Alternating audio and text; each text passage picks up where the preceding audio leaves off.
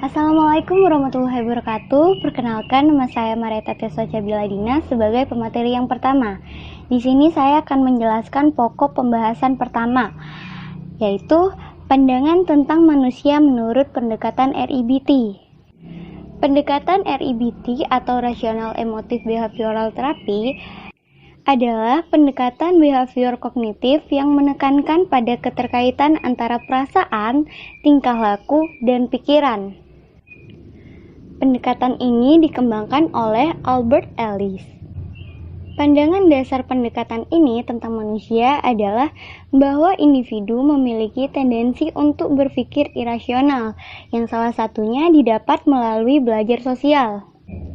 Di samping itu, individu juga memiliki kapasitas belajar kembali untuk berpikir rasional. Jadi, tujuan pendekatan ini mengajak individu untuk mengubah pikiran-pikiran irasionalnya ke pikiran yang rasional melalui teori GABCDE. REBT ini merupakan sebuah aliran psikoterapi yang berlandaskan asumsi bahwa manusia dilahirkan dengan potensi, baik untuk berpikir rasional dan jujur, maupun berpikir irasional yang jahat. Pandangan REBT menyatakan bahwa manusia sebagai individu didominasi oleh sistem berpikir dan sistem perasaan yang berkaitan dengan sistem psikis individu. Menurut George dan Christiani, secara khusus pendekatan REBT ini berasumsi bahwa individu memiliki beberapa karakteristik. Yang pertama, individu memiliki potensi yang unik untuk berpikir rasional dan irasional. Yang kedua, pikiran irasional berasal dari proses belajar yang irasional yang didapat dari orang tua dan budayanya. Ketiga, manusia adalah makhluk verbal dan berpikir melalui simbol dan bahasa. Dengan demikian, gangguan emosi yang dialami individu disebabkan oleh verbalisasi ide dan pemikiran irasional. Yang keempat, gangguan emosional yang disebabkan oleh verbalisasi dari self-verbalisting yang terus-menerus dan persepsi serta sikap terhadap kejadian merupakan akar permasalahan, bukan karena kejadian itu sendiri. Kelima, individu memiliki potensi untuk mengubah arah hidup personal dan sosialnya. Dan yang keenam, pikiran dan perasaan yang negatif dan merusak diri dapat diserang dengan mengorganisasikan kembali persepsi dan pemikiran, sehingga menjadi logis dan rasional. Sekian dari saya, kurang lebihnya mohon maaf. Wassalamualaikum warahmatullahi wabarakatuh. Assalamualaikum warahmatullahi wabarakatuh. Saya Muhammad Samsul Arifin sebagai pemateri kedua pada kesempatan kali ini. Di sini saya akan memaparkan tentang konsep dasar dan juga tentang tujuan konseling rasional emotif behavior. Yang pertama adalah konsep dasar. Nah, konsep dasar terapi rasional emotif ini mengikuti pola yang didasarkan pada teori ABC, di mana teori ABC ini yaitu A activing experience atau pengalaman aktif ialah suatu keadaan fakta atau peristiwa atau tingkah laku yang dialami individu. Yang kedua ada B belief system, cara individu memandang suatu hal, pandangan dan penghayatan individu terhadap pengalaman aktif pada teori A. Yang ketiga ada emotional consequence, akibat emosional. Nah, akibat emosional atau reaksi individu positif atau negatif.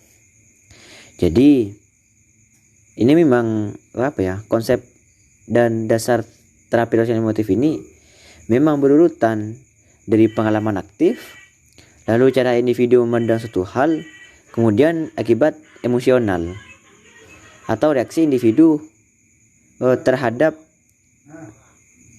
pengalaman aktif tersebut, yang juga pemandang suatu hal yang dipandang oleh individu. Di sini menurut Ellis bahwasanya pengalaman aktif ini tidak langsung menyebabkan akibat emosional, namun bergantung pada B atau belief system. Jadi tidak mungkin kalau seumpamanya pengalaman aktif lalu mengakibatkan akibat emosional tanpa adanya cara individu mendorong suatu hal. Itu adalah teori yang dikemukakan oleh Ellis. Jadi di belief system ini memang memiliki pengaruh yang sangat besar atau pengaruh langsung, di mana sasaran utama yang harus diubah adalah aspek belief system sendiri, yaitu bagaimana cara seorang itu memandang atau menghayati sesuatu yang irasional. Sedangkan konselor harus berperan sebagai pendidik, pengarah, mempengaruhi sehingga dapat mengubah pola pikir klien yang irasional atau keliru menjadi pola pikir yang rasional. Nah, jadi tugas seorang konselor adalah merubah cara pandang yang awalnya irasional atau yang awalnya keliru menjadi cara pandang yang benar, seperti itu. Dari uraian yang sudah disampaikan dapat disimpulkan bahwa permasalahan yang menimpa seseorang merupakan kesalahan dia sendiri atau merupakan kesalahan dari orang itu sendiri yang berupa prasangka irasional atau prasangka yang tidak baik terhadap pandangan penghayatan individu terhadap pengalaman aktif.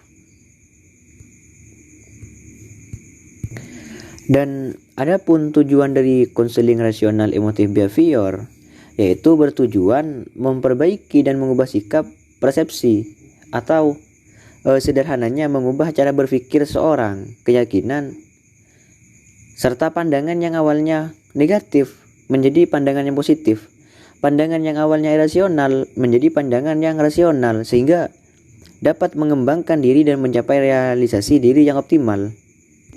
Dan juga tujuan konseling rasional emotif behavior ini menghilangkan gangguan emosional yang dapat merusak diri seperti rasa takut, bersalah, berdosa, cemas, marah, atau khawatir, dan hal-hal yang sekiranya mengakibatkan berpikir yang irasional, dan juga melatih dan mendidik klien agar dapat menghadapi kenyataan hidup.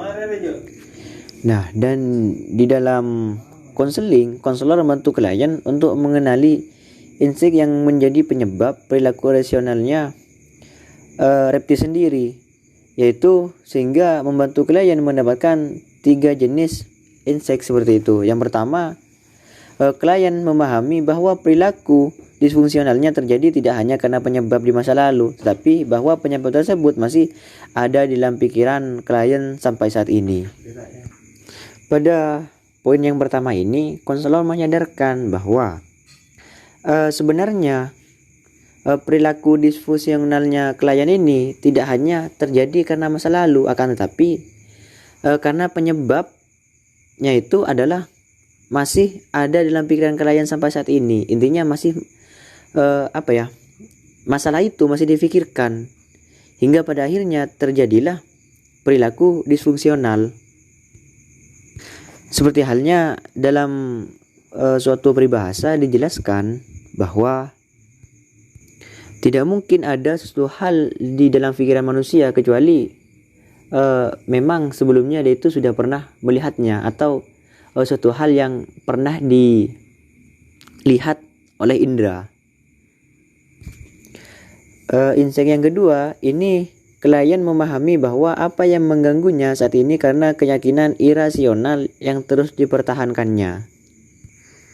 Pada poin ini, klien memahami bahwa karena sebuah keyakinan yang terus dipertahankan dalam pikiran klien tersebut. Dan di insting ketiga, yaitu klien memahami bahwa tidak ada jalan lain untuk keluar dari hambatan psikologis yang di dalamnya dengan cara mengamati, mendeteksi, dan melawan keyakinan yang irasional dengan keyakinan yang rasional.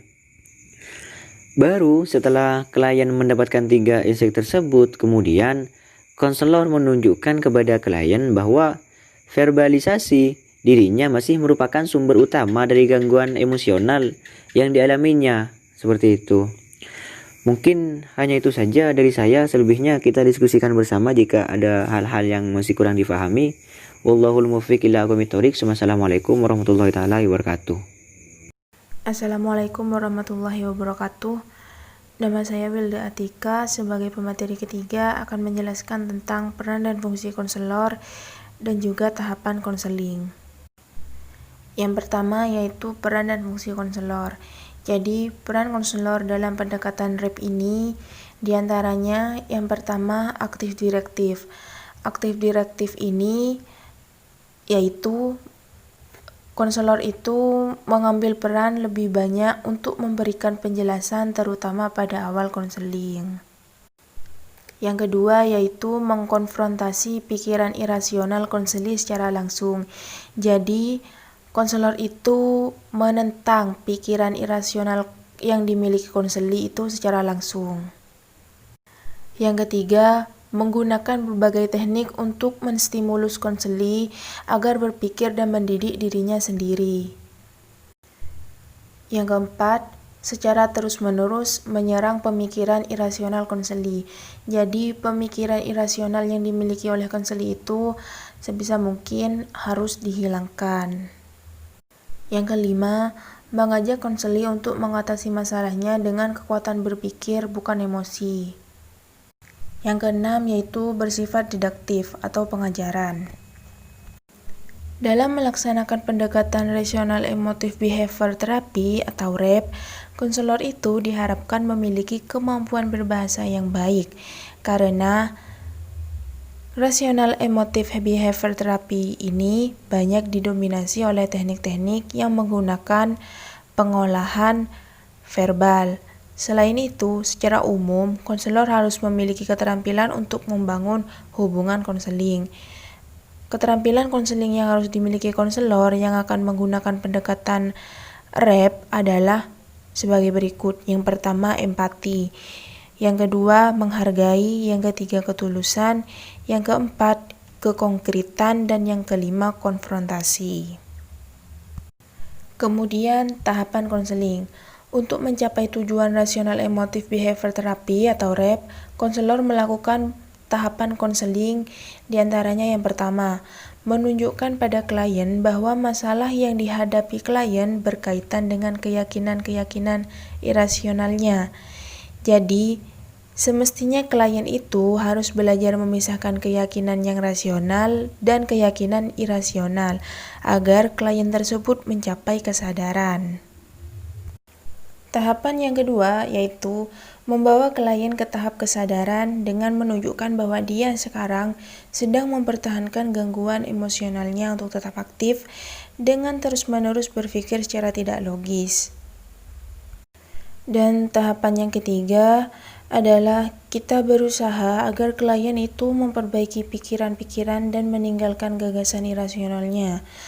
Maksudnya adalah agar klien dapat merubah pikiran yang jelek atau negatif dan tidak masuk akal tersebut menjadi pikiran yang masuk akal. Dan yang terakhir adalah tahapan keempat. Tahapan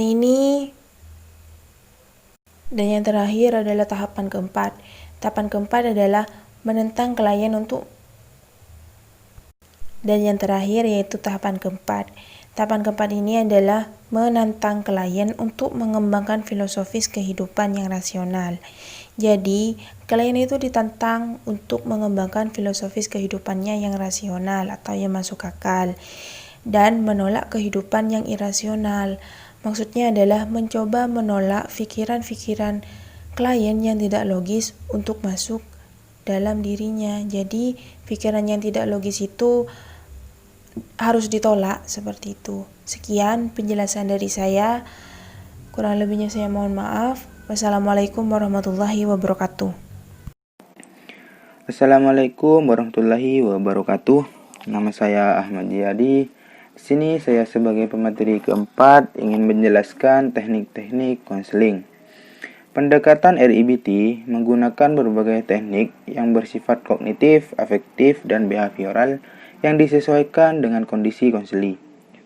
Pertama, teknik kognitif ada 4. Yang pertama, disputing irrational belief, yaitu konseling secara aktif mempersoalkan keyakinan tidak rasional dan konselor mengajari konseli cara mengatasi tantangan ketidakrasionalnya sampai ia mampu menghilangkan dan melunturkan kata harus dalam dirinya.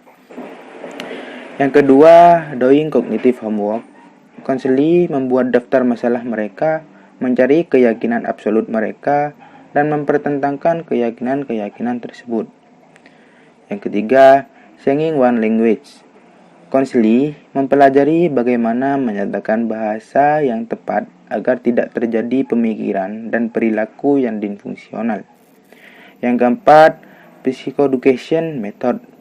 Memperkenalkan konseli dengan berbagai macam komponen pendidikan dan membelajarkan konseli tentang hakikat permasalahan mereka dan bagaimana proses mengatasinya. Adapun yang kedua, teknik-teknik emotif atau afektif. Itu ada 5. Yang pertama, rasional emotif imagery. Konseli didorong untuk membayangkan salah satu kejadian pengaktif atau kesulitan terburuk yang dapat terjadi pada dirinya dan membayangkan dengan jelas kesulitan ini sedang terjadi dan membawa sejumlah masalah ke dalam hidupnya. Yang kedua, using humor. Penggunaan humor dapat membantu mengurangi keyakinan-keyakinan irasional dan perilaku self-defeating. Humor bisa sangat berharga untuk membantu konseli lebih santai dan tidak menganggap terlalu serius masalah hidup. Yang ketiga, role playing. Konselor menginterupsi untuk menunjukkan pada konseli bahwa apa yang mereka katakan sendiri pada konseli untuk mengubah perasaan yang tidak sehat menjadi perasaan yang lebih sehat. Yang keempat, shame-attacking exercise. Latihan untuk membantu orang mengurangi perasaan malu dalam melakukan sesuatu. Yang latihan ini ditunjukkan untuk meningkatkan penerimaan diri dan tanggung jawab, serta membantu konseli memandang bahwa sebagian besar perasaan mereka tentang rasa malu berkaitan dengan cara mereka mengenali kenyataan. Yang kelima, use of force and vigor. Penggunaan kekuatan dan energi sebagai salah satu cara untuk membantu konseli berpindah dari berwawasan intelektual menjadi berwawasan emosional. Yang terakhir itu yang ketiga, teknik-teknik behavioristik.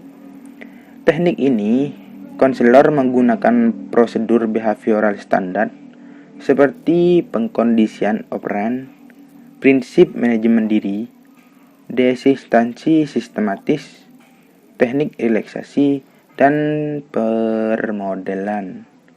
Sekian dari saya, kurang lebihnya mohon maaf. Assalamualaikum warahmatullahi wabarakatuh.